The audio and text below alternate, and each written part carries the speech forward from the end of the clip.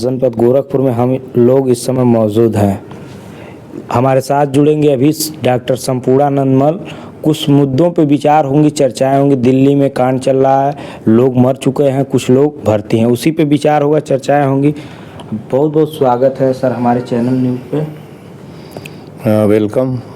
सबसे पहले आपका परिचय हो जाए हमारे चैनल के माध्यम से। मैं डॉक्टर संपूर्णानंद मल, गूगल मुझे पूर्वांचल गांधी कहता है और मैं अपना ये मेरा आवास है, इसको सत्यपथ कहा जाता है और ये मेरी पुस्तकालय है। जी जी। शांतिवन पुस्तकालय है जो 2200 पुस्तकों की है। दिल्ली में जो रेल हादसे हुए, क्या बोलेंगे इसमें? क्या ये कुछ नहीं, ये रेल मंत्री की वजह से हत्या हुई है। जब उसे मालूम था रेल मंत्री को मालूम था कि जो कुंभ हो रहा है इलाहाबाद में और अकूत भीड़ इस स्टेशन पर है उसकी, तो वो 3 गाड़ी वहाँ स्टेशन पर उस समय जाने वाली थी इलाहाबाद 8 बजे के बाद। शिवगंगा उधर से टर्न अप हो रही थी, बाकी गाड़ियाँ, और उसी में प्लेटफार्म चेंज करवा देना, ये मैनेजमेंट रेलवे का और जो है रेल मंत्री का चूक है। रेल मंत्री का के ऊपर क्राइम का अभियोग लगना चाहिए, सीधे सीधे क्राइम का अभियोग लगना चाहिए, इससे कम कुछ नहीं। आए दिन मामले उछलते रहते हैं, अखबार में मीडिया वाले उछालते रहते हैं, लेकिन कोई आम जनमानस की समस्या जस की सब डिक्टेटरशिप की सरकार है, तानाशाही सरकार है, सुनती कहाँ है? डेमोक्रेसी को कुचल दिया गया है, कॉन्स्टिट्यूशन को कुचला गया है, कुछ भी तो सलामत नहीं है। जो इच्छा होती है इस देश के ऑनरेबल पीएम करते हैं और जो मर्जी है। रेल मिनिस्टर के रहते वहाँ दिल्ली के अंदर रेल मिनिस्टर था, सीआरबी था, इस तरीके की हत्याएं हो गई, कैसे हो गई? ये जब जाएंगे रेल मंत्री और सीआरबी और जाएंगे तो इनके लिए एक सैलून, एक गाड़ी पूरी जाती है। जनता के कमाई के कर की कमाई और टैक्स के पैसे पर पलने वाले, परजीवी की तरह पलने वाले माननीय लोग, ये उनको नहीं समझ में आ रहा था कि किस तरह से गाँव। और बात तो यह है कि सभी गरीब ही कुचल दिए जाते हैं। गरीब जो तमाम सामान लिया है, भीड़ में चल रहा है, धनी अमीर जो माननीय हैं, इनके ऊपर कोई असर नहीं है, वो बिल्कुल नहीं मारे जाते। तो ये तो जो रेल मंत्री हैं, वैष्णव हैं, इनका जो है पूरी तरीके से ये रिस्पॉन्सिबल हैं इसके लिए, बोझने वाले हैं। लेकिन 1000 की फोर्स जो है, 1000 सिक्योरिटी गार्ड जो है अमित शाह के पीछे और योगी आदित्यनाथ के पीछे और प्राइम मिनिस्टर के पीछे दौड़ती है। कोई 1000 करोड़ के नीचे की विमान से नहीं चलता है, फूल वर्षा होती है जहाँ निकलते हैं वहाँ। ये कितने गरीब के घर के हैं, ये तो ये इनके कहने में और कथनी में कितना फर्क है। ये इसका क्या मतलब? हमारा कहने का ही मतलब है कि दिल्ली में लोग मरे क्यों, दिल्ली में क्यों ये भगदड़ मची, किस बात के लिए मच गई? जिस प्लेटफार्म की कैपेसिटी 5000 लोगों की है, उस पर आप हजारों और लाखों की संख्या में इनवाइट कर रहे हैं आपकी कुंभ में चलिए, वहाँ स्वर्ग का द्वार खोला है, अमृत स्नान है, शुभ स्नान है, श्रद्धा का स्नान है, सब कुछ है। तो आपको उतना अरेंजमेंट करना चाहिए ना। ट्रेनें क्यों नहीं लगा दिया उस ट्रैक के ऊपर? एक के बाद एक ट्रेन निकलती, तब तक एक ट्रेन आ जाती, एक ट्रेन निकलती, क्या हर्ज था? दूसरे साइड की ट्रेनें उस दिन बुलवा लिया होता। ये मिसमैनेजमेंट ही नहीं, यह पूरी तरह लापरवाही और अगंभीरता रेल मिनिस्टर के कारण हुई है। रेल मिनिस्टर पर हत्या का अभियोग पंजीकृत किया जाना चाहिए। आज मैं अभी बैठा हूं, खत लिखने जा रहा हूं ऑनरेबल प्रेसिडेंट को, और कल 3 बजे मैं ज्ञापन दूंगा, यहीं जो है 2 बजे ज्ञापन दूंगा गांधी मैदान टाउन हॉल के ऊपर। इन लोगों को ज्ञापन दूंगा कि रेल मिनिस्टर को सारी ट्रेनें बंद कर दिया, पैसेंजर गाड़ियां, पुरानी मेल एक्सप्रेस गाड़ियां बंद कर दी गई। वंदे भारत चलवा रहे हैं 3% लोगों के लिए, वंदे भारत क्यों नहीं सबको खोल देते? क्यों नहीं पुराने किराए पर वंदे भारत सबके लिए चलती है? 3% लोग हिंदुस्तान में रहते हैं, हमारा कर, हमारी जमीन, हमारा सब कुछ, और अमीर और माननीयों के लिए वंदे भारत चलेगी और हम गरीब पैदल जाएंगे, हम गरीब बाथरूम में और शौचालयों में बैठ के जाएंगे। ये पूरी तरीके से इसके ऊपर, रेल मिनिस्टर के ऊपर हत्या का अभियोग पंजीकृत किया जाना चाहिए और होना चाहिए। और ऑनरेबल प्रेसिडेंट, जमीन आसमान का फर्क है। मुझे याद है कि मुझे लगता है इंदिरा जी के ज़माने में मैं जो है वहाँ मैं बहुत छोटा था, कुंभ हरिद्वार में घटना हुई थी, शायद ब्रिज टूट गया था। हम लोग पैदा हुए थे, बहुत छोटे थे, याद थोड़ा थोड़ा याद है। ब्रिज टूट गया था, वो इनवाइट नहीं किया गया था। आप जो इलाहाबाद में इनवाइट किए हैं महाकुंभ 144 साल बाद, अनसाइंटिफिक बात करके आपने इनवाइट किया है लोगों को, उसके बाद लोग मर रहे हैं, तो उस मौत की जिम्मेदारी हर किसी को लेना चाहिए, जो इनवाइट किया है, जो आयोजन किया है। जो उदाहरण आप दे रहे हैं, मरे तो 2013 में भी थे, 12 या 13 में जब कुंभ इलाहाबाद में हुआ था और अखिलेश की सरकार थी, तब भी 400-500 लोग मर गए थे। वो प्लेटफार्म का वो बाहरी एक्सपोजर गिर गया था या क्या हुआ था दिल्ली के इलाहाबाद के अंदर, तो वो एक संजोग है, अलग बात है। आप जिस इलाहाबाद में कुंभ कर रहे हैं, वो इस इलाहाबाद की क्षमता 25 लाख तक है। 20 से 25 लाख लोग इलाहाबाद में इकट्ठे हो सकते हैं। आप 6 करोड़ लोग को इनवाइट कर रहे थे, तो आपको समझ में नहीं आ रहा था कि जब कोई बात होगी तो कोई बचा नहीं पाएगा। कौन सी सिक्योरिटी उसमें लगेगी? कोई भी सिक्योरिटी इस इशू पर मैं उन लोगों के साथ हूं कि उसमें योगी मोदी क्या सिक्योरिटी लगवा देंगे। सिक्योरिटी का एक बात में उत्तर दे दूं कि जब आप अनवांटेड अपनी कैपेसिटी से अधिक यदि बोरे में 50 किलो भूसा भरना है, उसमें 1 कुंटल 2 कुंटल 4 कुंटल भूसा डालिएगा तो फट जाएगा। चाहे वो मक्का मदीना हो, चाहे वो कुंभ हो, चाहे वो हरिद्वार का कुंभ हो, कहीं का कुंभ हो, चाहे वो दिल्ली का प्लेटफार्म हो। जब जरूरत से ज़्यादा भीड़ बढ़ेगी, और भीड़ बढ़ेगी तो आप पहले से व्यवस्था करना चाहिए। जयपुर जो ट्रेनों का मामला है, यदि 10 ट्रेनें वहाँ व्यवस्था हुई होती, 3 ट्रेन जाने वाली थी इलाहाबाद, एक शायद पुरुषोत्तम जाने वाली थी और एक जो है इलाहाबाद की कोई ट्रेन जाने वाली थी उसी ट्रैक से या आने वाली थी। 3 ट्रेनें थी इलाहाबाद की 8 बजे रात के बाद, और कम से कम 20,000 से अधिक लोग 6 प्लेटफार्म पर थे। 12 से लेके और 16-17 के बीच दौड़ रहे थे 20,000 लोग। अब बताइए कैसे जाएंगे? मौत तो होनी ही थी। अरे ये गनीमत कहिए, वही होगा, आयोजक होगा। इसीलिए ही तो मैं बार बार आपसे कह रहा हूं कि और दोषी रिस्पॉन्सिबल इलाहाबाद हो। इलाहाबाद के लिए दोषी प्रधानमंत्री और योगी हैं, जिनके बड़े बड़े होर्डर्स देश में लगे थे और इनवाइट कर रहे थे। और दिल्ली के प्लेटफार्म पर मौतों के दोषी रेल मिनिस्टर हैं। कहाँ थे रेल मिनिस्टर? कैजुअल जवाब दे रहे थे। जब उनसे कोई पूछा तो कहे कि अनवांटेडली ज़्यादा भीड़ आ गई तब इससे हो गया। ट्रेन कहाँ थी आपकी? क्यों इलाहाबाद की ट्रेन जा रही है जब आपको पता है कि 50,000 लोग यहाँ से आज इलाहाबाद के लिए जा रहे हैं, दौड़ धूप रहे हैं बाहर, और जो जाने वाला है वो उसमें देखिए VIP हमेशा बच रहा है, जो सुविधाओं से सुसज्जित है। गरीब कुचल दिया जा रहा है। ये भी एक बहुत परेशानी की बात है। अच्छा, आए दिन वर्तमान सरकार स्वास्थ्य चिकित्सा की बात करती, शिक्षा की बात करती है, स्वच्छ भारत मिशन की बात करती है। आए दिन देखा जाए सारा चीज़ फेलियर नजर आ रहा है। क्या बोलेंगे इसमें?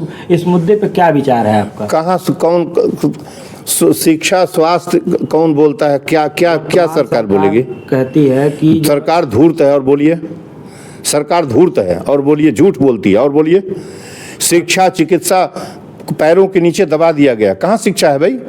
कैसा आप सवाल कर रहे हैं? कहाँ शिक्षा देख रहे हैं आप? कहाँ शिक्षा देख रहे हैं? 7,000 की फीस 28,000 लिया जा रहा है, यही शिक्षा है?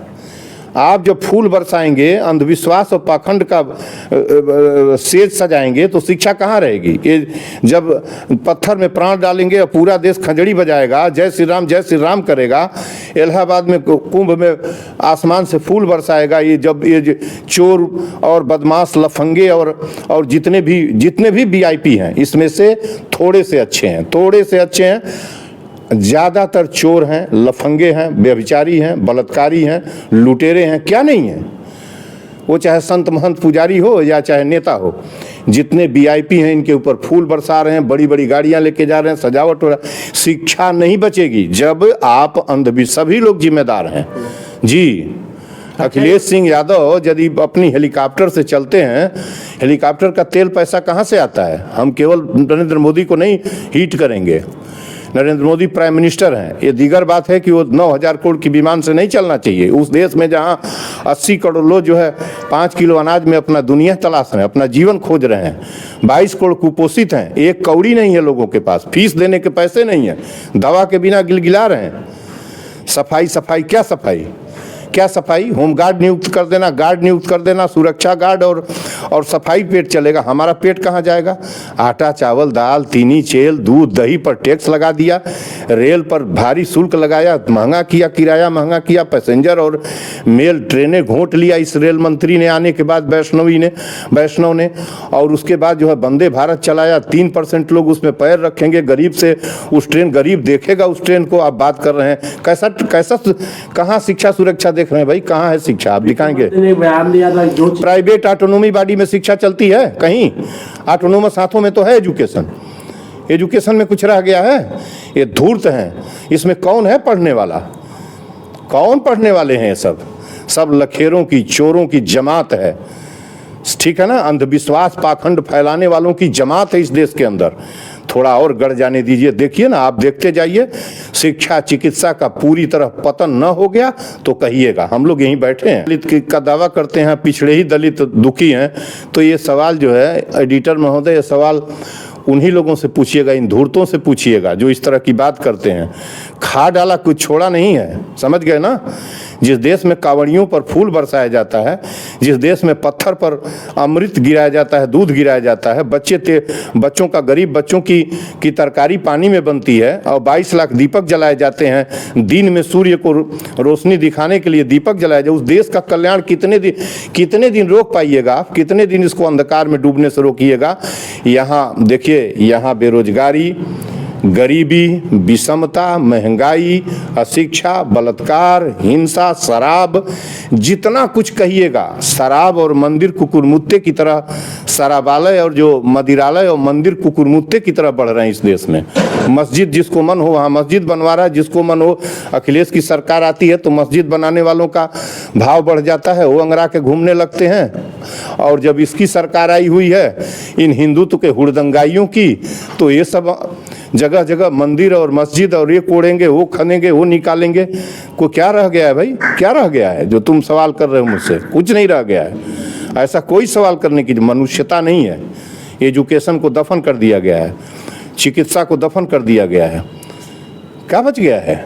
क्या बच गया है? बोलिए तो हम बताएं। कुछ बच गया है तो? कुछ नहीं बचा है आप लोगों की। कैसा कैसा गाना गाए थे रवि किशन, एक गाना गाए थे, यहाँ गाऊंगा नहीं, रवि किशन जो गाना गाए थे जब वो संसद नहीं बने थे, तो रवि किशन कैसा गाना, रवि किशन किस पृष्ठभूमि से? रवि किशन नचनिया पृष्ठभूमि से आए हैं, जिनको नचनिया कहा जाता है फिल्मी दुनिया का। आज वो आए हैं तो माननीय सांसद बन गए हैं, तो उनको अपनी बात करना चाहिए। गोरखपुर में काबा बाबा, तो ये उनके लिए बाबा है। हमको देखिए, हमको वह शिक्षा चाहिए, हमको वह चिकित्सा चाहिए। क्यों नहीं सबके लिए एक विद्यालय, एक चिकित्सालय बनता है, अमीर गरीब सबके लिए भाई? क्यों आप आयुष्मान में दे के 5 लाख रुपया किसी हॉस्पिटल को दिए हुए हैं जहां इलाज होगा? ये लोग जो कह रहे हैं कि यूपी में सब बा, और विपक्ष वाले जो कहते हैं कि विपक्ष तो कुछ बोले ना। पहली बात तो ये जान लीजिए, अखिलेश सिंह इसके पहले चीफ मिनिस्टर नहीं थे क्या? 2017 तक अखिलेश ही चीफ मिनिस्टर थे ना। थाने चला रहे थे इस प्रदेश को, थाने चला रहे थे, जगह जगह थाने हैंडलिंग हो रही थी, थानों से दरोगा और सब लोग हैंडलिंग कर रहे थे। और मुसलमान सड़क पर वो जब आता है तो ताजिया लेके लगता है सड़क पर घूमने, आज जब ये आते हैं तो जो है दुर्गा की मंदिर और जो है ये लेके घूमने लगते हैं लोग। अब आप कोई इसमें किसी को छांटने लायक नहीं है, सभी लोग एक जगह से निकले हुए हैं। डेमोक्रेट ऐसा कर रहे हैं कि गंभीर कर रहे हैं, उत्तर सुनने को तैयार नहीं। एम्स में कभी गए हैं इलाज कराने? पहले बात बताइए, पहले आप सवाल तो बहुत कर रहे हैं। एम्स में 7,000 करोड़ का एम्स बना है, उसका फाउंडेशन स्टोन 2019 में रख दिए थे, ठीक? बन के 22 में तैयार हुआ, जब चुनाव यहाँ यूपी में हुआ तो उसका उद्घाटन हुआ है 22 में। एम्स बन गया है, रुपया लग गया है, उसका जो फिजिकल स्ट्रक्चर है, जो ढांचा है, बिल्डिंग और फिनिशिंग सब दिखाई दे रहा है बाहर से। न उसमें डॉक्टर है, 11 फैकल्टी 2 साल तक काम कर रही थी, न कुछ है। और आए दिन वहाँ किस तरीके से स्ट्रगल और युद्ध हो रहा है इंटरनली, क्या एम्स की हालत है। एम्स के जो है जो कस्टोडियन इस समय बनाए गए हैं, यही सांसद जी बनाए गए हैं, शहर के सांसद जी उसके कस्टोडियन हैं। और एम्स जो है क्या चल रहा है, जिसकी बात आप कर रहे हैं, बनवा आप यही खाद का कारखाना HURL बना है, बनने के 3 महीने के अंदर ही उसका हेल्डअप हो गया पूरा सिस्टम। तो जापान से कोई आया तो फिर वो इसको उसमें खाद बनना, न जाने आधा खाद बनता है कैपेसिटी का कि पूरा बनता है, मुझे नहीं मालूम। क्या मैं आपसे बताऊं, बोले क्या बताऊं। तो सरकार ने चालू तो किया, 2002 में तो बंद हो गया था। देवरिया में ये मेडिकल कॉलेज खुला है, उसका हॉस्पिटल ही खत्म हो गया, डाइल्यूट हो गया। अब वो हॉस्पिटल ही नहीं रह गया और उन्हीं पुराने लोगों से उस मेडिकल कॉलेज में कुछ नहीं है। मेडिकल कॉलेज आपने कागज पर बना दिया, उन्हीं पुरानी बिल्डिंगों को लीप पोत के करके मेडिकल कॉलेज बना दिया, बाकी कुछ नहीं है आपके पास। तो आप दिखाने के लिए ये यदि काम कर रहे हैं, मेडिकल कॉलेज खुला, बस्ती में भी खुला, तो ठीक है खुलना चाहिए, लेकिन आप उसमें सारे संसाधन करिए। और एक ही दिन नहीं संसाधन मिलता है तो कम से कम जहां भी मेडिकल कॉलेज में भी आयुष विश्वविद्यालय खुल रहे हैं। कहाँ? भटहट में। भटहट में खुला ही है, इधर आयुष आगे जाके इधर भटहट से वाली रोड पर जाइए तो पुराना ही खुला है। वो तो चिकित्सा विश्वविद्यालय खुल ही गया है, वो प्राइवेट सेक्टर का। वो कौन सी बात है। यहाँ जोगी जी वाले में सीट्स आ गई, यहाँ भी एडमिशन हो रहा है। मुझे ये नहीं कहना है, मुझे यह कहना है कि शिक्षा ऊपर का स्ट्रक्चर नहीं है, हार्डवेयर केवल नहीं है, सॉफ्टवेयर है। शिक्षक कैसे हैं, हॉस्पिटल में डॉक्टर है कि नहीं है, बात इस पर होगी ना। हॉस्पिटल बनवा देंगे, उसका वहाँ इंस्ट्रूमेंट नहीं रहेगा, डॉक्टर नहीं रहेगा, इलाज कैसे होगा। आप हमें लग रहा है यहाँ पे सुनवाई होती है अधिकारियों को। अब किसकी सुनवाई होती है, नहीं होती है, सत्ता दिखाई दे रहा है आपको क्या हो रहा है क्या नहीं हो रहा है। जो सुनवाई लेने जाता हो, देने जाता हो, वो बात करिए। मैं यह ज़रूर कहूँगा कि जो मुट्ठी भर लोगों के लिए सत्ता काम कर रही है, मजबूती से काम कर रही है, और सिक्योरिटी के लोग पूरी तरीके से जो माननीय हैं, जो बड़े लोग हैं, इनके पीछे दौड़ भाग रही है पूरी तरीके से। सिक्योरिटी आम लोगों की कोई सिक्योरिटी नहीं है, लोगों की चुनिंदा लोगों की, माननीयों की सिक्योरिटी के लिए इन्होंने सिक्योरिटी खूब जम के तैयार की है। अपने इलाज के लिए इनको एम्स, मेदांता और अपोलो जैसे हॉस्पिटल हैं। लोगों के इलाज के लिए गांव के हॉस्पिटल में क्यों नहीं जाते हैं कैमरा लेके। भाई देख लीजिए, वहाँ 10 बजे के बाद कोई आउटसाइडर, एक कंपाउंडर वहाँ जाता है, 8 बजे के बाद कोई रहता ही नहीं वहाँ। ऐसा तो हम जब छोटे थे तो हमारे तरफ एक पथरदेवा एक हॉस्पिटल हुआ करता था, और वहाँ रात दिन डॉक्टर रहते थे, लालटेन जला के, गैस जला के काम होता था, हॉस्पिटल था। आज वहाँ कुछ नहीं है। बड़े बड़े हॉस्पिटल, एम्स खुल गया गोरखपुर के अंदर, हॉस्पिटल देवरिया में मेडिकल कॉलेज खुल गया, लेकिन वो गांव के पुराने हॉस्पिटल सब खत्म हो चुके हैं। जैसे लग रहा है कि गांव में कोई रहता ही नहीं हो, गरीब कोई कहीं हो ही ना। थोड़े से लोगों के लिए सारी संसाधन, रुपया, सुविधा रन कर रही है। रेल की पैसेंजर पुरानी गाड़ियां बंद कर दी गई, किराए चलाई भी गई तो नया नाम बदल के चला दिया गया, किराया 3-4 गुने बढ़ा दिया गया। क्या हो रहा है हम नहीं समझ पा रहे हैं। पेट पर टैक्स लगा दिया गया। मान ली एक चीज बताइए, सरकारी विद्यालय में आपका बच्चा पढ़ता है? नहीं पढ़ेगा, हम क्यों पढ़ाएंगे। ये बेईमान का बच्चा पर सुनिए, इधर हमसे बात करिए, आंख मिलाइए हमसे, ऐसे नहीं बात हो पाएगा। आप वो सवाल इन डकैतों के, चोरों के बच्चे विदेश पढ़ेंगे, हम उन सरकारी, हम तो कह रहे हैं कि सरकारी विद्यालय में कलेक्टर का, मंत्री का लड़का पढ़े तो हम अपना लड़का भेजें। बोले आप क्यों नहीं बोल रहे हैं। मतलब आप पहल नहीं करेंगे? क्यों पहल, किसकी पहल की बात कर रहे हैं। हम अपनी ही पहल की। भगत सिंह पैदा पड़ोसी घर पैदा, कोई नहीं पड़ोसी पैदा था। मैं लड़ता हूं, आपको पता ही नहीं। भगत सिंह की लड़ाई मैं लड़ता हूं, गांधी की लड़ाई मैं लड़ता हूं।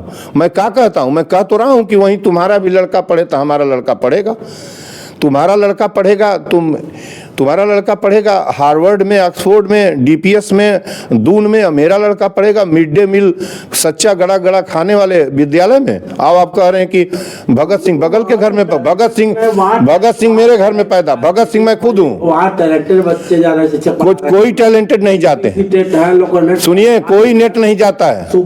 आप समझ शिक्षा जो आपको पता नहीं है। सुनिए, पैसा पास करता है, लाखों लोग बैठते हैं, उसमें टॉप मैं किसको बात कर रहा हूँ, मैं किसको बात कर रहा हूँ। आप नीट पर और यूजीसी पर आ गए। मैं यूजीसी हूँ, आपको नहीं पता है जहाँ बैठे हैं। मैं यूजीसी नेट जेआरएफ हूँ। मैं दिल्ली यूनिवर्सिटी का रिसर्च स्कॉलर हूँ, पीएचडी वहाँ से किया हूँ।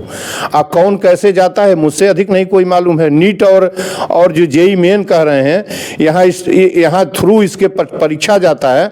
और विदेशी विश्वविद्यालयों में जैसे जिनके अनुराग ठाकुर का लड़का हुआ, सिंधिया का लड़का हुआ, राजनाथ का लड़का हुआ, मुलायम का के अखिलेश हुए, चाहे इस तरह के जितने लोग हुए, ये अपने पैसे से विदेशी प्राइवेट विश्वविद्यालयों में भेज के पढ़ाए गए हैं, समझ गए ना।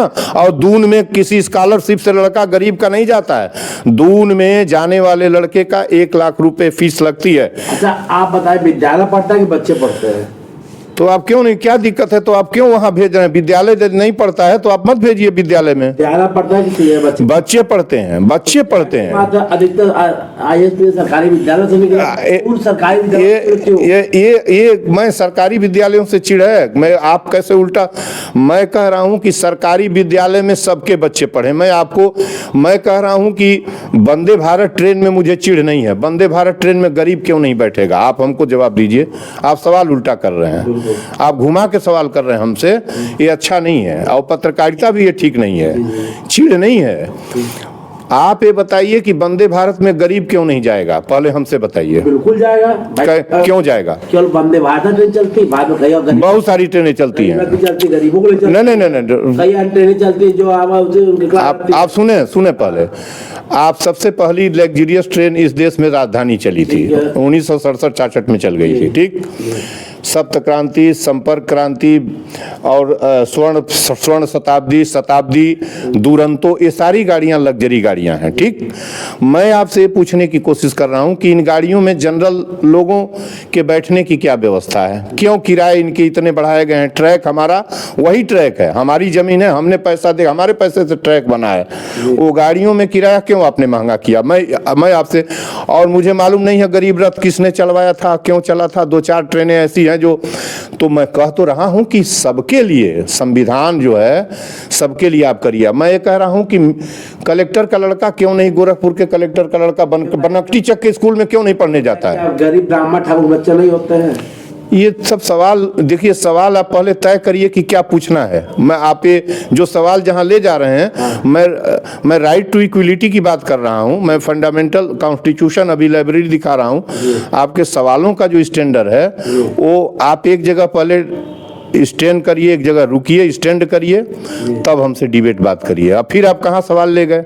मैं कहाँ कह रहा हूँ कि नहीं पढ़ते हैं? मैं तो आपसे आगे बढ़ के कह रहा हूँ कि सबके लिए एक व्यवस्था करिए, समझ गए ना।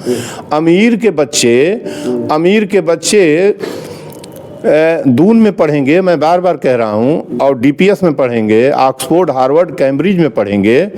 और हमारे बच्चे मैंने जनरल के बच्चे, सामान्य लोगों के बच्चे, जाति से उसमें मतलब नहीं है, ब्राह्मण ठाकुर का मैं नाम नहीं लेना चाहता।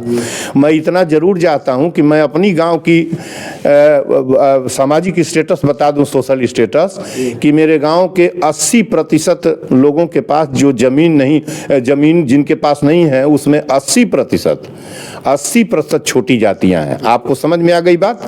और 80% में भी 80% हरिजन अकेले हैं। अब कुछ समझ में आई बात? हम लोग थोड़ी सी ऊंची कास्ट में हैं, तो हम लोग जमीनें हैं 2-4-10 एकड़, तो हम लोग जमीन होने की वजह से पढ़ के यहाँ तक पहुंचे हैं, नहीं तो गांव से नहीं पहुंच पाते।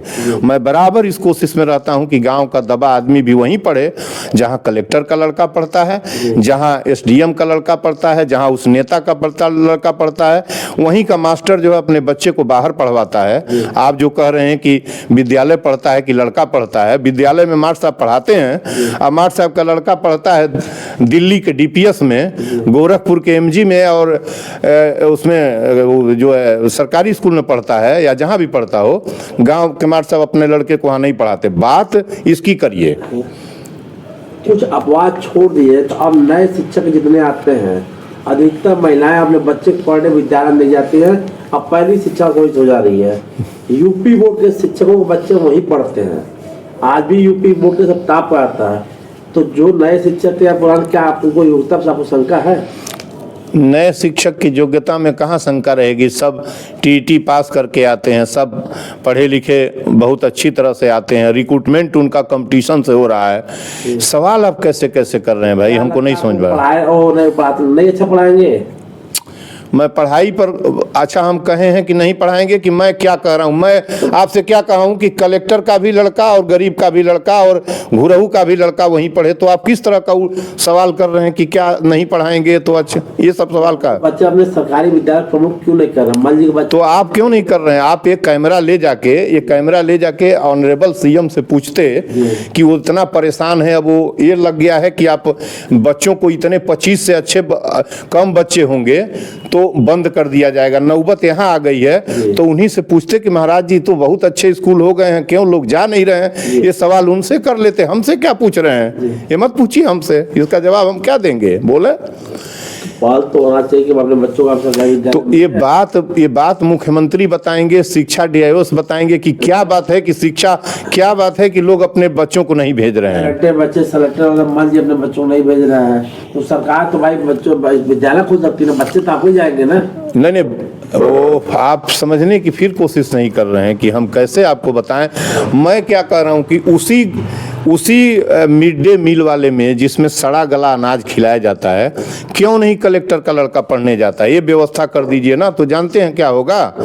वो विद्यालय उसी दिन हार्वर्ड हो जाएगा, ऑक्सफोर्ड डीपीएस हो जाएगा।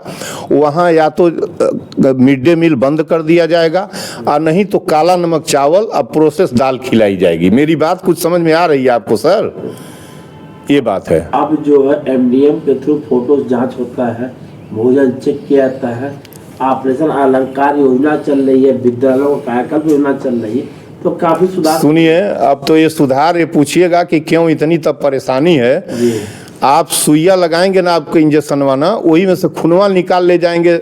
जितना पाउच रहेगा कि हाँ 400 450 ml निकालना है तो 460 ग्राम निकाल, आप छटपटाते रह जाएंगे। यहाँ चोर देखिए, प्रधान से लेके, आप सुन लीजिए तो और इनका बढ़िया से बता दें, प्रधान से लेके आप प्रधानमंत्री तक केवल चोरी से चलती है। यहाँ सांस चोरी कर लेते हैं। डेमोक्रेसी भारत की चोरों की डेमोक्रेसी है, चोरी के तरीके से बनती है, चोरी के लिए बनती है। सभी चोर उसमें शामिल हैं, एक आध अच्छे लोगों को छोड़ के गांव के प्रधान से लेके प्रधानमंत्री तक केवल चोरी का रिहर्सल हो रहा है, बदमाशी का हो रहा है। किस तरह सत्ता में बने रहें, वो आपके व्यवस्था से नहीं चलता है। प्रमाण है, सारी प्रमाण है महाराज। जिस प्रधान, किसी एक गांव, अपने गांव में जरा दृष्टि खोलिए, हम बताएंगे नहीं कहाँ के हैं आप। जिस प्रधान के यहाँ खाने का सुबह शाम का ठिकाना नहीं है, 5 साल प्रधान रहने के बाद वो एक मार्शल खरीदता है, एक मोटरसाइकिल लेता है, घर का को पक्का बनवाता है। उससे पूछ लेते कि किस विदेश से कहाँ से पैसा आता है। किस नेता का बताऊं? मैं अपने क्षेत्र के नेता का बता दूं, जिसको मैं 75 में देखता था कि फटा पैजामा और एक गाड़ी मोटरसाइकिल से चलता था। उसके बाद दिल्ली, लखनऊ और कहाँ मंत्री बनने के बाद घर है कि कैसन प्रमाण खोजिएगा? आपको कैमरा में कुछ ले आकर देंगे तब। चोरे तो हैं सब, खाली देखिए, चोरी का ही अनाज खाते हैं, चोरी का अनाज खाते हैं। इसलिए खाते हैं कि उन्होंने मेजें थपथपा के अपना वेतन, न्यूनतम वेतन 2 लाख रुपया है, 40 लाख रुपए एक सांसद कंटेंजेंसी और सैलरी लेता है, दोनों मिलके। वो ना अथराइज है, केवल कंटेंजेंसी तो अथराइज है, सैलरी लेने का अथराइज नहीं है। पेंशन लेता है, उसको मैं क्या कहूँ? उसको मैं किस भाषा से पूजा करूँ? कोई प्रमाण नहीं देना। जिसके अंदर पूरा जिला अब तक कभी कोई सुख दुख हो सकता है, तो सुख दुख इसके पहले नहीं था। आप इसके पहले सुख दुख नहीं था क्या? अगर उसको आर्थिक व्यवस्था नहीं हो तो कैसे दौड़ेगा? अरे आपको पता ही नहीं है, इसके पहले सुख दुख नहीं था। वो कितना दिन आता है आपके यहाँ सुख दुख लेने? वो सुख दुख का प्रश्न है, वह सीधा इस हिंदुस्तान के लूटने का प्रश्न है। और आज नहीं, जब भगत सिंह ने बम फेंका था पार्लियामेंट पर, समझ गए एडिटर महोदय, तो उन्होंने एक पर्चा फेंका था। उसके बाद जब पूछा गया तो उन्होंने कहा था कि इस ऐश्वर्यशाली और वैभवशाली भवन में बैठने वाले पार्लियामेंट के लोगों से आप उम्मीद करते हैं, वो आज से नहीं, वो चला आ रहा है, वो आपकी सेवा के लिए नहीं बना है। एक आध लोगों को छोड़ के, और भी प्रारंभिक दौर के पॉलिटिशियंस को छोड़ के, आज जितने लोग उसमें जा रहे हैं वो किस तरीके के लोग जा रहे हैं? सभी बदमाश हैं, लफंगे हैं, एक आध को छोड़ के, और चोर हैं और लुटेरे हैं, अपराधी हैं। ये सुप्रीम कोर्ट 253 सांसदों की सूची सुप्रीम कोर्ट ने अपराधियों की दी है, हमारा नहीं है कुछ। तो ये जिस बैकग्राउंड से जा रहे हैं वही ये करेंगे। इन लोगों के ऊपर इस तरह, और देखिए मैं इक्विलिटी की बात कर रहा हूँ, मैं कभी ब्राह्मण ठाकुर क्षत्रिय और दबी हुई लोगों की कभी वो नहीं जाएंगे, कभी ये नहीं कहता कि हाँ वहाँ अच्छे लड़के नहीं रहते, वहाँ बिल्कुल अच्छे लड़के रहें। और जितनी नियुक्तियाँ अब हो रही हैं उन जगहों पर, आप सही कह रहे हैं, सभी नियुक्तियाँ परीक्षा लेकर और अच्छे शिक्षकों की हो रही हैं। तो मैं कह तो रहा हूँ कि क्यों नहीं वहाँ पहली जिम्मेदारी ये है कि जिले का जो कस्टोडियन है, काउंसिल वाली विद्यालयों का, परिषदीय विश्वविद्यालयों का कस्टोडियन कलेक्टर होता है, तो मालूम है आपको, क्यों नहीं कलेक्टर, एसडीएम, जिले के अधिकारी, नेता, उस गांव का प्रधान भी अपने बच्चों को बाहर पढ़ाता है, शहर में किराया दे के घर में, वहाँ नहीं पढ़ाता जहाँ मिडिल स्कूल है। आप हमसे सवाल इस तरह का करिए कि कैसे इक्विलिटी अडॉप्ट हो, कैसे हम समानता का संविधान लागू करें, इस पर सवाल किया करिए। हम उन सवालों का जवाब नहीं देंगे, हम उन सवालों का जवाब तो आपको इन्हीं लोगों से मांगना है जो संविधान के रक्षक हैं, जो बैठे हुए हैं एग्जीक्यूटिव में हैं, लोग उनसे आपको सवाल करना है। मैं तो हमेशा इक्विलिटी की बात करता हूं, हमेशा इक्विलिटी की बात, सबके लिए एक व्यवस्था हो, ट्रेन वही ट्रेन हो, चाहे वो पैसेंजर हो, चाहे हवाई जहाज से उड़ने वाली बहुत अच्छी ट्रेन हो, वर्ल्ड क्लास सुविधाओं वाली हो, सभी एक अगल बगल बैठे हैं। मैं तो बराबर अपने ज्ञापन में प्रेसिडेंट हाउस में एक ज्ञापन पड़ा हुआ है कि एक जगह हो, एक स्कूल में अगल बगल गरीब अमीर सबका लड़का पढ़े। आप शिक्षा तो निःशुल्क कर दिए, उसके बाद भी गरीब का लड़का वहीं है और निःशुल्क शिक्षा में आपका क्यों लड़का पढ़ता है? निःशुल्क शिक्षा गुरु प्रसाद के लड़के के लिए है और आप जो है परचेज करके शिक्षा पढ़ेंगे, विदेशी स्कूलों में पढ़ेंगे और सुविधाएं लेते हैं सरकारी। जैसे आपने बोला है ना, सुविधा लेंगे सरकार का, वेतन लेंगे सरकारी, पेंशन चाहिए सरकारी, सारा काम कराएंगे, इलाज कराएंगे प्राइवेट में, बच्चे इनके पढ़ेंगे प्राइवेट में अच्छे स्कूलों में, और सुविधा कहाँ का लेंगे? सब सरकारी लेंगे। आपके बगल के बच्चे कहाँ पढ़ते हैं? हमारे बच्चे, हमारी बेटी, आपको मैं बता दूं कि मेरी थ्रू आउट शिक्षा सरकारी स्कूलों में हुई है। मैं आपको बता दूं, आपके बच्चे हमारी बेटी दिल्ली यूनिवर्सिटी में पढ़ती है और बेटा मेरा यहीं लिटिल फ्लावर में पढ़ता है। दिल्ली यूनिवर्सिटी सरकारी स्कूल है। क्यों लिटिल फ्लावर पढ़ते हैं, क्यों नहीं प्राइमरी स्कूल नाम? क्यों पढ़वाने जाए? आपको पहले ये तो जानकारी होना चाहिए, पहले कलेक्टर से सवाल करिए, पहले मिनिस्टर से करिए, पहले शहर के सांसद से करिए, रवि किशन से करिए। नहीं वो तो बात तो आप भी कर सकते हैं। नहीं, हम तो शुरुआत जहाँ करना है, हम तो थ्रू आउट पढ़े हैं। भगत सिंह चाहे पैदा हो, भगत सिंह ही मैं हूँ, मैं थ्रू आउट सरकारी स्कूलों में पढ़ा हूँ, पहली बात जान लीजिए। बच्चे क्यों नहीं पढ़ रहे हैं? हमारे बच्चे भी, हमारी बेटी भी, जो वो सरकारी से जरा सा भी अधिक नहीं है, वो ऐसी स्कूल कार्मल से पढ़ी है। हमारी बेटी भी कार्मल से पढ़ी है। तो कार्मल क्यों सरकारी पढ़ी हूँ? नहीं, क्यों सरकारी पढ़ेगी भाई? हम क्यों पर सरकारी पढ़ाने जाएंगे? पहले आप तो शुरुआत नहीं, पहले शुरुआत तो यही तो मैं आपसे कह रहा हूँ कि पहले शुरुआत जो है कलेक्टर करेगा, मिनिस्टर करेगा। इस शहर का जो रवि किशन सांसद है, वो अपने बच्चों को जब उस मिड डे मील वाले सड़े गले अनाज खाने वाले में पढ़ाएगा, तब मैं पढ़ाऊंगा ना। जो मिड डे मील का भोजन सड़ा गला मिलता है, जी बिल्कुल सड़ा गला मिलता है। कैसे कर सकते? तो कलेक्टर को खिलवा दीजिए, आप अपने बच्चे को खिलवाइए, ले जाइए। यदि आप अपने नहीं तो खिलाते हैं तो खिलाते होंगे, हम नहीं जानते। मैं तो पढ़ाता नहीं, आप खिलाते भी होंगे। नहीं, वो खिलाते होंगे, आप जो खिलाते होंगे हम नहीं जानते। हाँ, जो खिलाते होंगे हम नहीं जानते कि थरिया लेके यदि आप बच्चे को भेजते होंगे। हाँ, तो देखिए, हम भी आपको कितनी बार बताएं कि मैं वहाँ पढ़ा हूँ, मैं दिल्ली विश्वविद्यालय का, तो आप बात ऐसी जगह कर रहे हैं, न जाने कितने लोगों को मैं जानता हूं जो हमारे सामने ही पढ़ के आवारा बन के घूम रहे हैं, जिनकी जुबान नहीं हिलती है।